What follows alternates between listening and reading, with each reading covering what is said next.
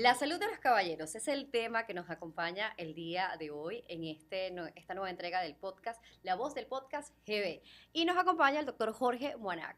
Él es experto en esta área, médico urólogo, y vamos a hablar de la próstata justamente, un tema tabú para muchos y ya para otros más conocido. Gracias por acompañarnos y bienvenido. Daniela, muchísimas gracias por la invitación, un placer y me encanta que hagan estos programas porque ustedes han ayudado de forma increíble a romper todos esos mitos, esos temores de los hombres para la consulta y no entendemos la importancia del chequeo preventivo. ¿Qué significa preventivo? Cuando no tengo dolor, cuando no me molesta nada.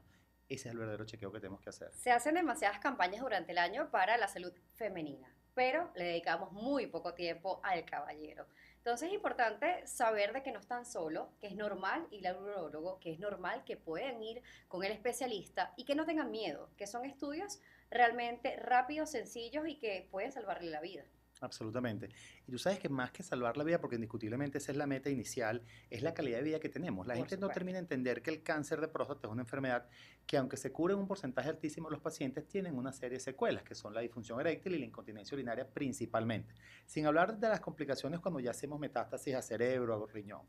Y muchas de estas complicaciones no la podemos evitar porque el diagnóstico del cáncer se hace cuando el paciente se siente mal, que es que decide ir, y lamentablemente cuando un paciente se siente mal es porque el cáncer ya no es tan pequeño como creemos que podría ser y lo podemos curar, sí, pero a veces con estos daños colaterales. Y la idea no solamente es dar salud, es dar calidad de vida a nuestros pacientes. Y que justamente la próstata no solamente para el diagnóstico es cáncer de próstata, sino también hay otras que deben de ser descartadas, como la hiperplasia, que es el crecimiento de esta próstata, y además las infecciones recurrentes que pueden pasar en el caballero, que pueden afectar a esta próstata. Totalmente, totalmente. Fíjense que tú dijiste algo muy cierto. Yo le doy siempre una charla a mis pacientes cuando van por primera vez a la consulta. Normalmente me gusta dedicarle unos 10, 15 minutos, sobre todo a esos pacientes jóvenes que tú sabes que la consulta va a ser muy breve. Aprovecho a invertir un poquito el tiempo en educación. Y ciertamente la próstata tiene muchas enfermedades, pero más del 90% de los problemas prostáticos se concentran en la hiperplasia prostática, que es el crecimiento prostático y que es el que produce los problemas para orinar, y por supuesto el cáncer de próstata, que bueno, ya lo iremos desarrollando en la conversación de hoy. Por supuesto, y bueno, y yo sé que estamos hablando de cáncer, pero ya que nos nombras de ese paciente joven que está asistiendo a la consulta, que qué bueno que están yendo más jóvenes aún a las consultas, hablar de estas infecciones, ¿por qué hay que acudir al médico una vez que se detecta algo? Tienes un mal olor, tienes un problema para orinar, tienes ardor, tienes dificultades en general y no dejarlo pasar por alto y decir, bueno, es que eso va a pasar. Mira, hay varias cositas que quiero responder o quiero comentar antes de iniciar a la pregunta que me hiciste ahorita. Lo primero es que el gran problema que tenemos los hombres es que los hombres no tenemos que ir a la consulta de ningún tipo hasta cierta edad. Es decir, sabemos que el control urológico comienza a partir de los 45 años, después podemos hablar con más detalle cuál es la fecha ideal o la edad ideal, pero el hombre ante esos 45 años no va de forma Regular. normalmente o regular como la mujer, que entiende que debe ir para el ginecólogo todos los años por el control ginecológico, el de mama. Entonces, obviamente, cuando tú le pides a un hombre de 45 años que nunca ha ido para el médico, que además no se siente mal, que además de eso va a ir para que lo estén jorungando y le estén haciendo un tacto, te puedes imaginar que le dirá, bueno, no me siento mal, no tengo ninguna incomodidad y voy a ir además para que me hagan un tacto. Entonces, no entra en la cabeza. Sigue siendo un tabú el Sigue tacto siendo un rectal. tabú. Y lo vamos a hablar más adelante porque me imagino que, bueno, tú siempre tienes también formuladas todas tus preguntas, que la importancia del tacto realmente se justifica hacer tacto en todos los pacientes. Debemos hacer tacto en todos los pacientes. Bueno, ante los 45 años realmente no. Ok, a menos que haya algún problema específico. Ahora, con la pregunta que tú me hacías, toda enfermedad que progresa, es decir, un mal olor, una llaguita, todo se va a complicar más entre más tiempo pasa. Es como un carro. Si uno siente que el ruido, que el freno está chillando un poquito, entre más chilla, quiere decir que más se está comiendo el disco y más caro va a salir la reparación. Entonces, entienden algo. En la medida que una enfermedad progresa más, es más difícil tratarla, es más plata, es más tiempo, es más afectación de la calidad de vida. Entonces, la importancia es no dejar pasar por alto ninguna señal o algo extraño que estemos notando en nuestro cuerpo. Y los caballeros también estar atentos a esto. No es algo que va a pasar por encima, sino que puede ser una complicación mayor al futuro. Entonces, la Completamente. importancia es eso. Yo creo, mira, Jorge, yo digo que en el futuro debería hacerse anualmente el chequeo del hombre como lo hacemos con la mujer. Aunque no se hagan las mismas pruebas o el aparato reproductor no sea exactamente igual, yo creo que va a ser fundamental en el futuro que de verdad anualmente, antes de los 45 años, el hombre vaya al urólogo. Sí, sí, indiscutiblemente. Y fíjate, Una buena consulta urológica no debe ser solamente una evaluación prostática. Yo No. particularmente interrogo a mis pacientes de pies a cabeza. Por supuesto, yo me enfoco en la parte urológica porque es lo que tengo competencia y es lo que yo estoy formado. Y se supone que uno no debe hacer intrusismo, que es cuando empieza a hacer diagnóstico de otras especialidades. Pero yo reviso riñones, reviso vejiga, reviso cómo están orinando, reviso la parte de la función eréctil, revisamos genitales y por supuesto siempre el perfil 20, que se los pido de rutina, Daniel, porque yo puedo ver colesterol, puedo ver el funcionalismo hepático, renal, glicemia. Entonces, aunque yo no vaya a atacar estos problemas, como muchas veces los hombres no van a ningún médico, sino al urólogo, para mí es una manera de decirle, mira, esto tenemos que atacarlo, te aconsejo que vayas con el nefrólogo, con el gastroenterólogo. No, y además ver, porque las dificultades de la orina es una gran realidad para muchos caballeros al paso de los años. Además, la parte que le preocupa mucho es que de repente van es por la parte de disfunción eréctil o por la parte de la sexualidad. Muchas veces están atados a eso, a ese problema de colesterol, de triglicéridos, de grasa en la sangre o el mal funcionamiento del corazón, porque el corazón tiene muchísimo que ver con la parte sexual y reproductiva del caballero. Totalmente, totalmente, y me río porque, bueno, es sumamente siempre súper acertados tus comentarios. De hecho que hay unos artículos que hablan, hay artículos médicos que hablan que aquellos pacientes con disfunción eréctil por causa, acuérdense que la disfunción eréctil puede tener causas psicológicas, puede Sí. tener causas hormonales o metabólicas, y cuando hablamos hormonales, testosterona, pero metabólica es problemas de tiroides, colesterol, hipertensión, diabetes, obesidad. Entonces, la gente piensa que es un solo problema. Al final es una serie de elementos. Pero definitivamente muchos pacientes me llegan a mí a la consulta y me dicen, hola doctor, ¿cómo está? Vengo a chequearme la próstata. Y yo, ¿en serio? ¿Y qué edad tiene? 57. Primera vez, sí. Bueno, también tengo un temita de disfunción eréctil. Y tú estás Ujú. claro que la disfunción fue lo que lo llevó y ellos como para no Lo que lo sentirse tan mal, motivó. obviamente. Y sucede con mucha frecuencia. Mira, yo creo que por lo menos un 40% de mis pacientes o 50% van porque las esposas los mandan a ir y no porque ellos quieran ir. Yo creo que un dúo perfecto es el cardiólogo y el urólogo. Yo Sí. creo que van así de la mano estrechamente y creo que es un matrimonio perfecto en la revisión del caballero. Creo que son dos especialistas, obviamente todos los demás son importantes, pero estos dos son fundamentales para una muy buena salud. Bueno, y volviendo que me distraje y me fui por otro lado, pero cuando tú decías lo del cardiólogo, la importancia con la disfunción, cuando tenemos disfunciones eréctil de origen orgánico, es decir, que lo que está afectando es la arteria, y cuando empiezan a tener, tú sabes que es un paciente que tiene riesgo al cabo de 5 o 10 años de tener problemas cardíacos, porque obviamente la arteria del pene es mucho más pequeña y se tapa primero, pero es que no es que el colesterol dijo, vamos a tapar esa arteria porque yo quiero venir a echar broma aquí a fastidiar de la vida. No, él está tapando arterias y por supuesto las coronarias, que son las arterias del corazón, van a verse afectadas a corto plazo. Vamos a irnos directamente a la próstata. Vamos a conocer la función de la próstata. ¿Qué tan importante es en el caballero este órgano tan vital? Ok. La próstata es una glándula, Una glándula. primero vamos a definirla como una glándula. Su función es producir todo el líquido donde nadan los espermatozoides. Bueno, entre la vesícula seminal y la próstata, las vesículas seminales son como unos, vamos a llamarlo como unos coolers chiquiticos que están al lado de la próstata que se cargan de un líquido seminal y realmente ellos se encargan de producir esta sustancia. La función básicamente de la próstata es darle a los espermatozoides el medio por donde ellos pueden nadar y con lo que se pueden alimentar para el proceso de la Y reproducción. que sean Eh, viables para la vida. Exactamente. Esa es la función real de la próstata. No tiene otra función. Obviamente sabemos que la eyaculación después de cierta edad de la vida tiene dentro de la parte de la sexualidad ciertos fines recreativos, pero realmente desde el punto de vista fisiológico y funcional es eso, es reproducción. ¿Toda próstata va a cambiar con el paso de los años? Es Sí, la mayoría. la teoría te dice que todos los hombres después de los 45 o 50 años van a tener hiperplasia prostática. Corrijo el término que Daniela yo lo he dicho en varias veces de manera muy precisa, es un crecimiento de la próstata. Los urólogos tienen la muy Benigno. mala, benigno, sí, es un crecimiento benigno, no es cáncer, no produce cáncer, no se convierte en cáncer, no es amigo del cáncer, nada, olvídense. Una cosa aquí, una cosa allá. Lo que quería comentar es que la mayoría de los urólogos le dicen a sus pacientes que tienen la próstata inflamada, porque obviamente tú que eres una mujer que te has desarrollado dentro del área de la salud, entiendes el término hiperplasia, pero para el que no sabe es más fácil decirle que la tiene inflamada. O que le creció un poco. Pero el problema es la palabra sí. Y a eso es lo que quiero ir, Daniela, porque fíjate que tú nunca has hablado de inflamación, tú siempre has hablado de crecimiento. Entonces, si yo le digo a un ser humano, tienes la próstata inflamada, lo primero que él dice, ¿cómo hago para desinflamarla? Claro, eso se va a revertir solo o con un tratamiento está listo. Y no hay, porque hiper es mucho plasia de célula. ¿Qué es lo que sucede?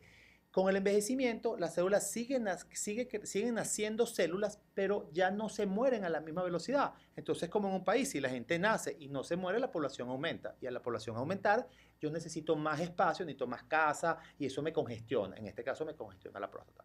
¿Hay formas, y lo podremos desarrollar más adelante, hay formas de frenar el crecimiento? Sí. ¿Revertirlo completo? No. No.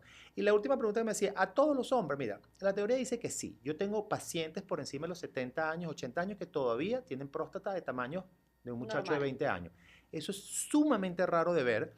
Yo digo que la hiperplasia prostática es como las canas. Todo el mundo va a tener canas. Más temprano, más tarde, más cantidad, menos cantidad. Todo el mundo va a tener canas. Así sea Todos uno. los hombres, así sea uno.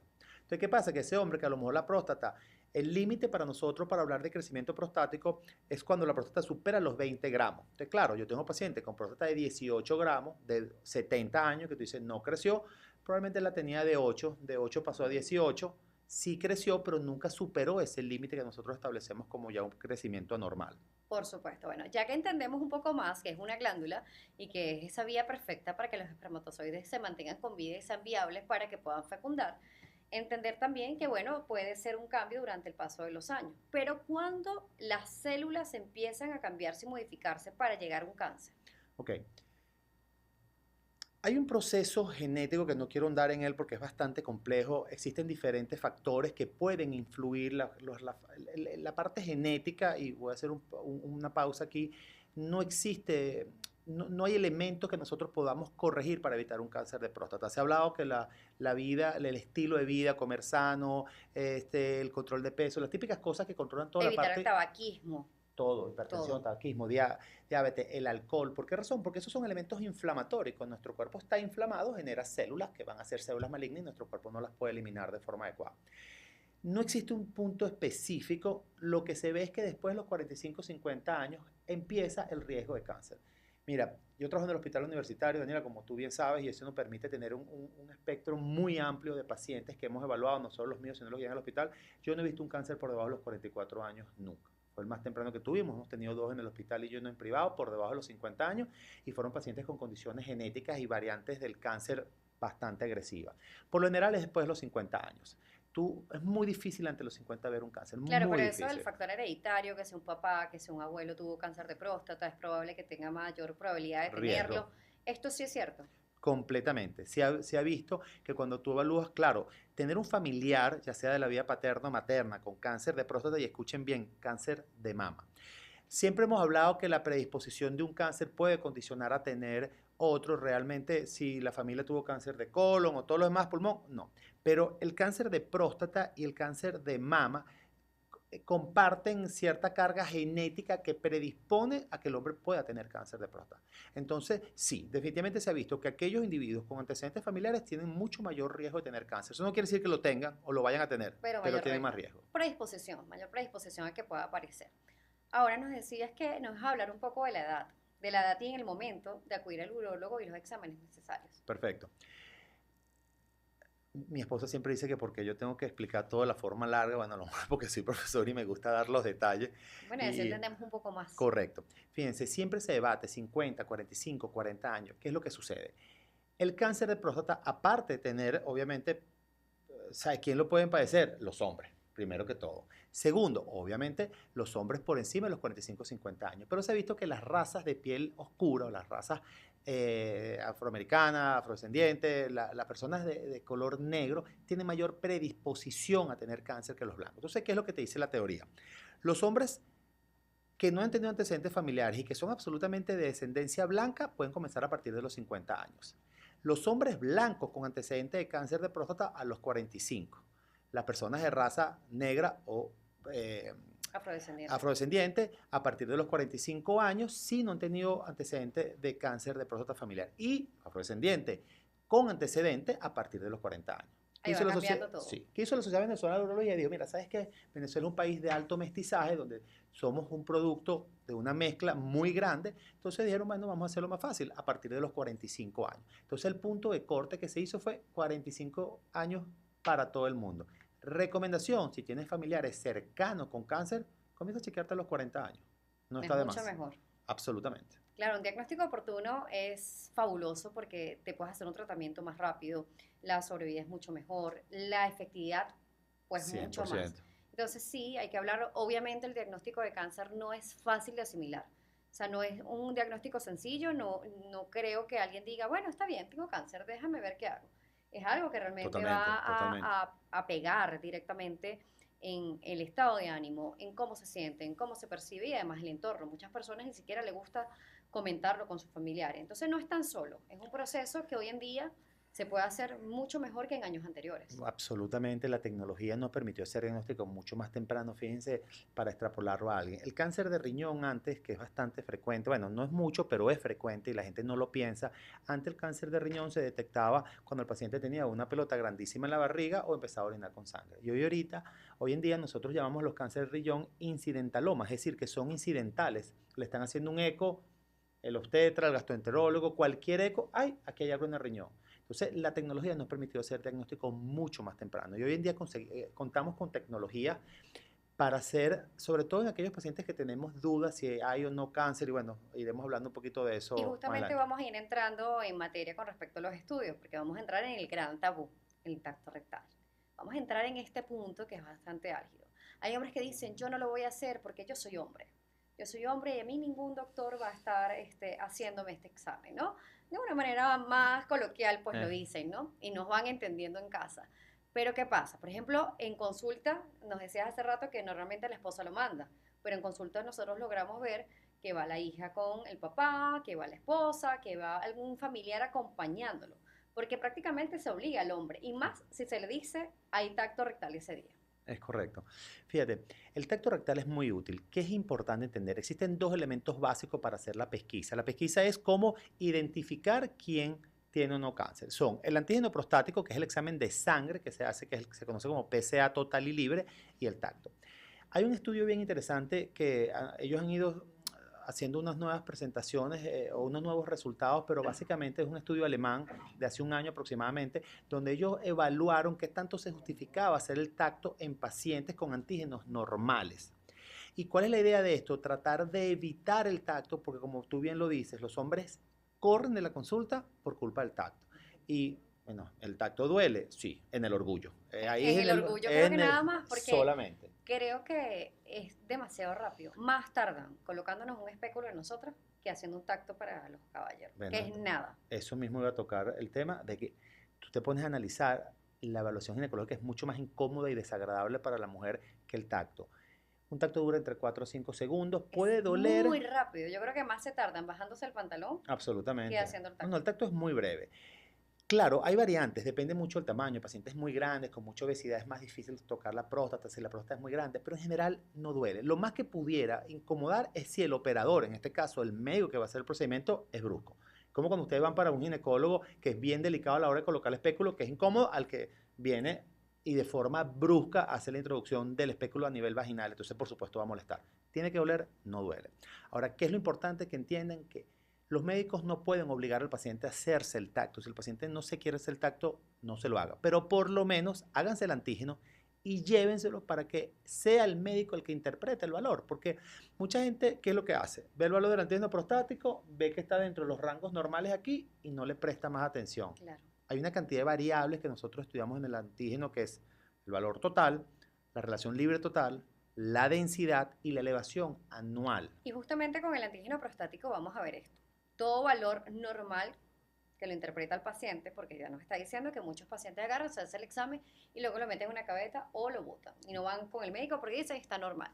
Todo valor normal quiere decir que está sano o toda alteración quiere decir cáncer. No.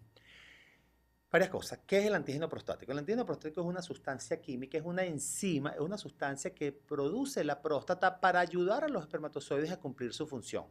¿Ok? Cada vez que hay algún proceso inflamatorio en las células prostáticas, el antígeno se va a elevar. Algo tan sencillo, para que tengan una idea de lo fácil que se puede elevar. Nosotros normalmente cuando vamos a pedir un antígeno en un paciente control, le pedimos que tenga por lo menos 3 días sin tener actividad sexual o sin eyacular. ¿Ok? Porque la eyaculación puede producir una elevación del antígeno prostático leve, moderada. Entonces, las infecciones urinarias, sobre todo las que llegan y tocan la próstata, las prostatitis o infecciones propias de la próstata, la manipulación, es decir, un tacto hacerle un tacto al paciente, colocarle una sonda al paciente y pedir el antígeno inmediatamente después, puede producir una elevación falsa. Entonces, ¿qué le digo yo a mi paciente? Esto es como una alarma. Yo estoy acostado en mi casa, sonó la alarma. Puede ser el gato, puede ser un cortocircuito o puede ser el ladrón. ¿Qué pasa? Que cada vez que suena, ¿qué tengo que hacer, Daniela? Tengo que ir a ver. Porque si es el ladrón, se va a llevar el carro. Si no es el ladrón, perdí 10 minutos de sueño y me volví a acostar después, sabiendo que no pasó absolutamente nada.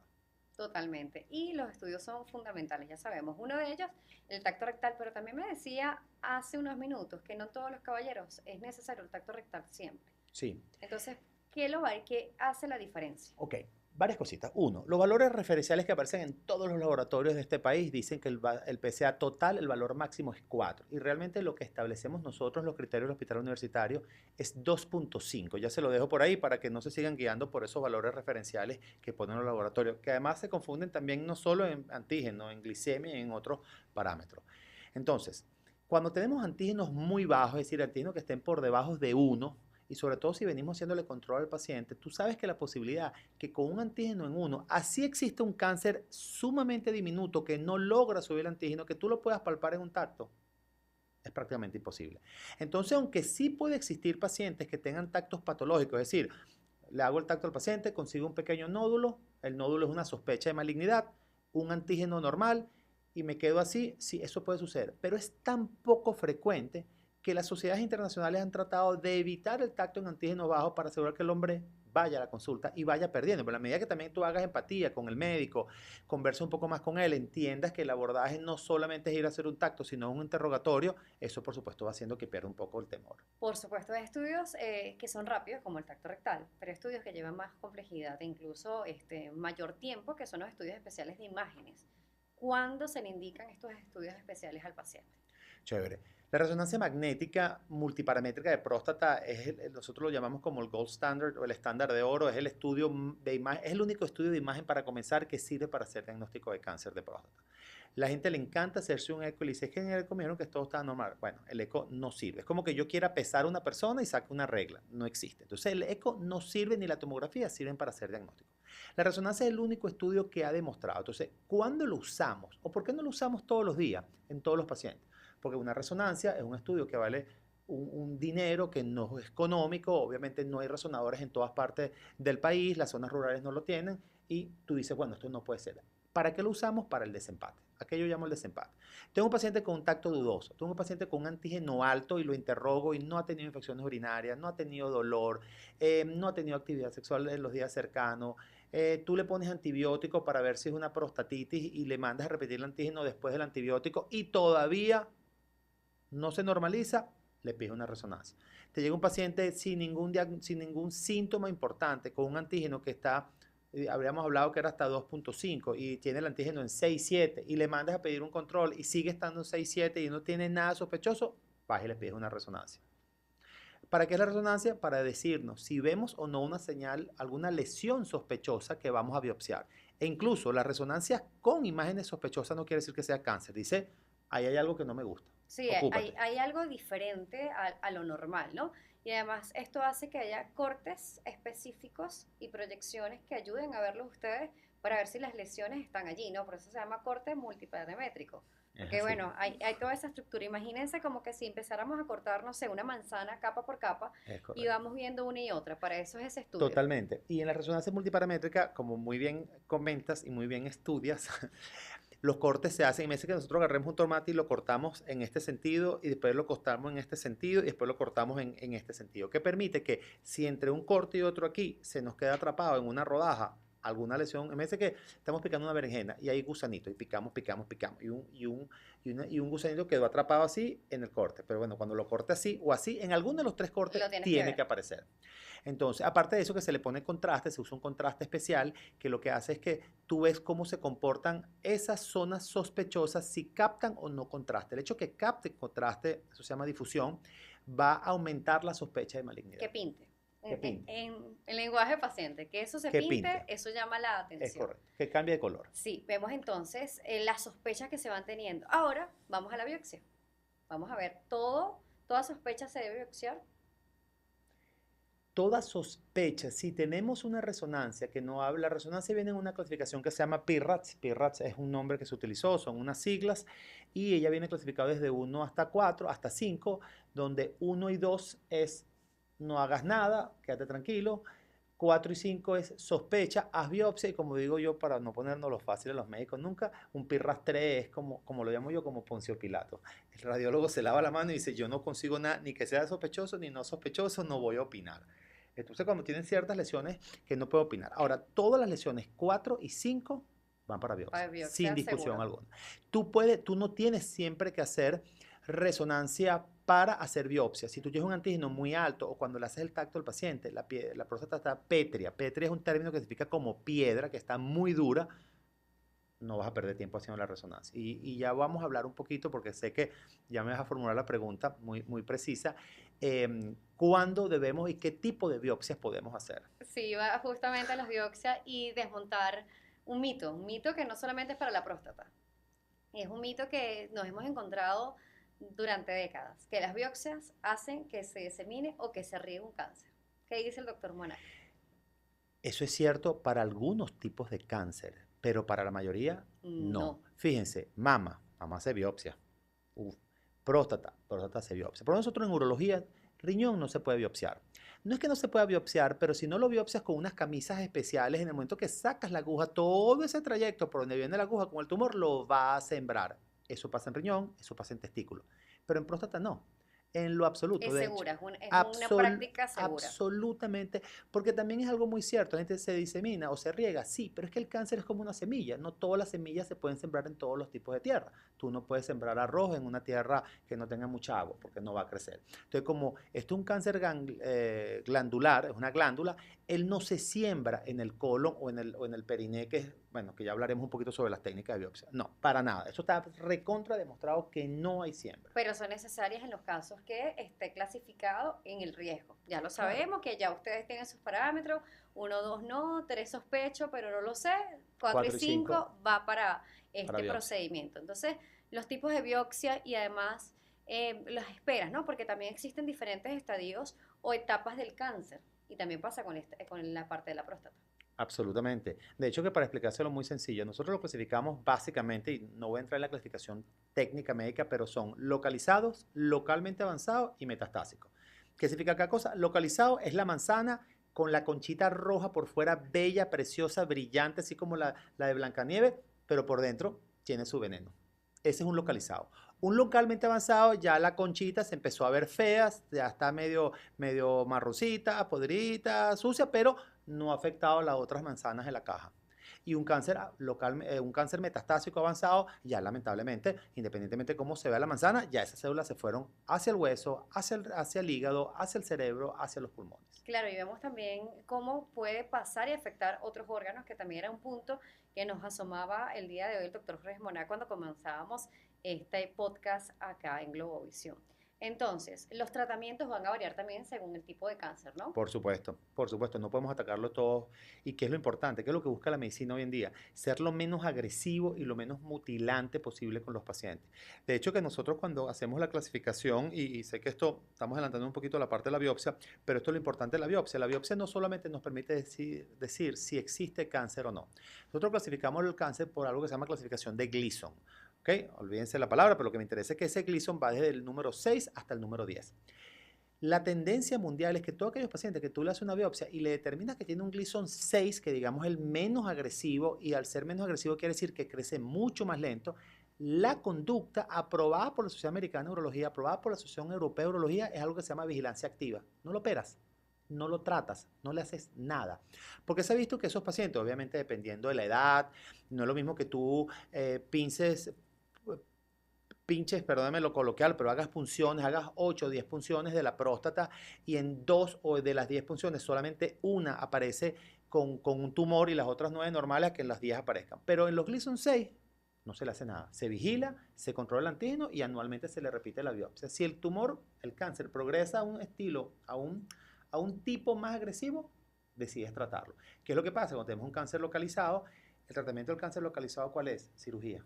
Listo. Tú operas a un paciente con un cáncer de próstata, lo operas y ya está curado del cáncer, o le das radioterapia. ¿todo cáncer de próstata operable se retira completamente la próstata o no?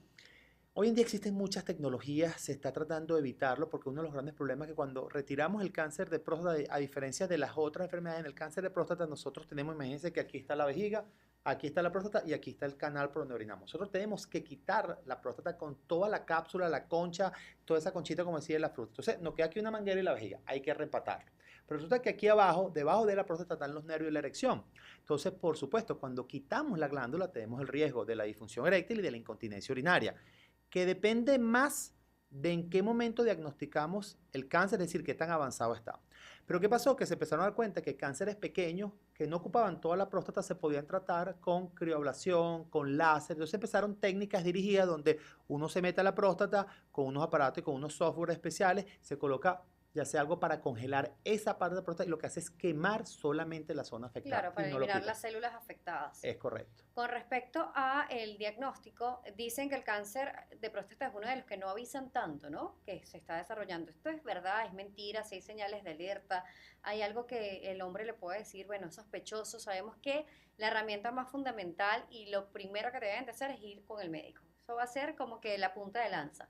Pero ¿hay algo que los alerte o no avisa? Mira, el gran problema, yo discutía con un paciente un día porque yo le decía que el cáncer de próstata no da síntomas en los estadios iniciales. Si tratamos de entender un poquito, imagínense, la próstata es una montaña que tiene un túnel en el centro, ¿verdad? Cuando esa montaña hay un temblor, el túnel se hunde o se hace un túnel mucho más pequeño. Eso es el crecimiento prostático benigno, eso es la enfermedad benigna, que lo que hace es aplastar la tubería y evita que orinemos bien.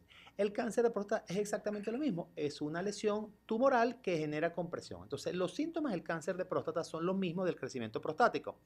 Pero para que un tumor produzca síntomas, te puedes imaginar el tamaño que tiene que tener ese tumor para aplastar la tubería interna de la próstata. Entonces, ¿da síntomas? Sí, pero cuando es grande. Y dos, da los mismos síntomas del crecimiento O prostático. sea, que empiezan a tener dificultad para orinar, se Sí, van a empezar a parar de noche, el chorro de la micción va a ser muy es una de delgadito, las causas. No son frecuentes y no son son cuando son frecuentes. muy grandes. Justamente eso, o sea, que le llame la atención, hombre, si usted va al baño y no puede desahogar bien su vejiga, está viendo que el chorro es muy delgado, que no es consistente, tiene que llamarle la atención y Eh, tiene que ir con el médico para ver qué está pasando. Pueden ser muchas causas. Por supuesto, pero lamentablemente es para el cáncer. Cuando un cáncer, de hecho, fíjate, es muy raro.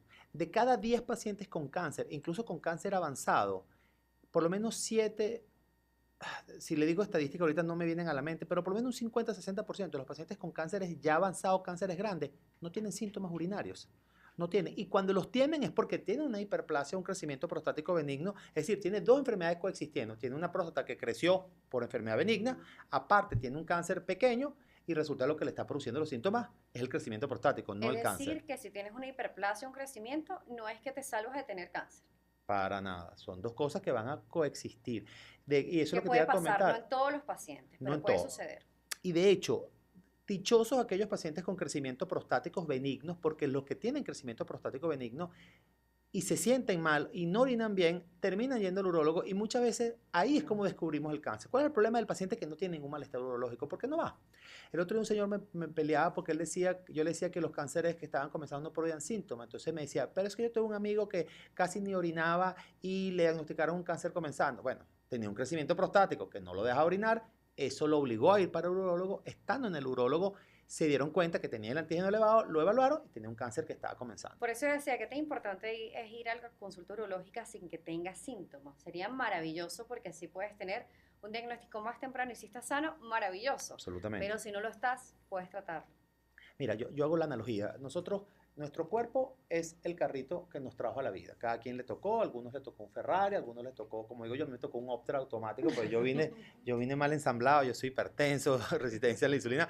Pero si yo tengo un Optra automático y lo cuido mucho, ese Optra no me va a molestar. La prevención es fundamental. Nadie lleva el carro para el mecánico cuando está echando broma, a menos que no tenga plata para el mantenimiento. ¿Qué es más sabroso que tú vayas a salir de viaje y le diga, mira, revísalo completo a ver si no hay nada malo y te diga, mira, el bus está roto, hay que cambiarlo? Y que Y no no te sea quedaste en la accidentado. mitad del camino que te quedaste accidentado, sin contar los daños colaterales, porque si es una rueda, entonces el carro se accidentó, chocó a lo que sea. La prevención es fundamental.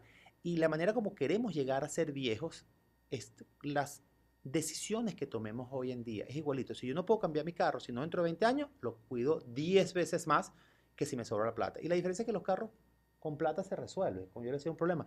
¿El carro está malo? Es un problema para el que no tiene plata, porque para el que tiene plata va y agarra un carro nuevo y lo pone y listo.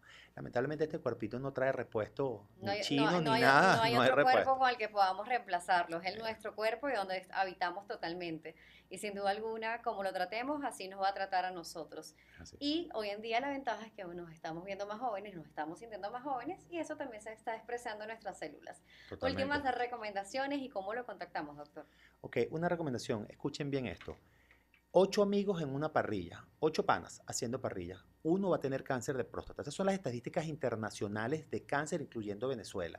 Es decir, de cada 8 amigos, uno va a tener cáncer. Es decir, que en todos los grupos de amigos siempre va a haber alguien con cáncer de próstata. Y como una enfermedad que se cura, que se puede tratar sin dejar disfunción eréctil ni incontinencia urinaria, pero eso solo sucede si lo atendemos cuando no da síntomas, hay que ir cuando nos sintamos bien. La manera como quieras envejecer es la manera como tienes que ir tomando tus decisiones hoy en día. Yo creo que la manera más fácil de contactarme es por mis redes, @dr como doctor.moanac. Bueno, va a estar en pantalla para que los que no saben escribirlo puedan tomar nota y seguirlo. Doctor, gracias por acompañarnos, entender más de este mundo maravilloso de la salud masculina. No se descuiden, los hombres también tienen que ir al médico, los hombres también merecen tener un buen trato y una buena salud, así que a acudir al médico. Gracias, un placer haber compartido este podcast contigo. Claro que sí, la voz de Podcast Globovisión estuvo activo con ustedes. Los invitamos a que vean todos los episodios que tenemos para ustedes, no solamente este dedicado a la próstata y a la salud masculina, seguirnos en redes sociales. Aprovecho también de darme cuenta, @DanielaJSalas, y nos encontramos en una próxima oportunidad. Ya saben, a cuidarse y que no solamente es en el mes en donde tienen que ir al urólogo, sino durante todo el año tienen tiempo para hacerlo con calma. Así que quiéranse, cuídense y así cuidan también a su familia.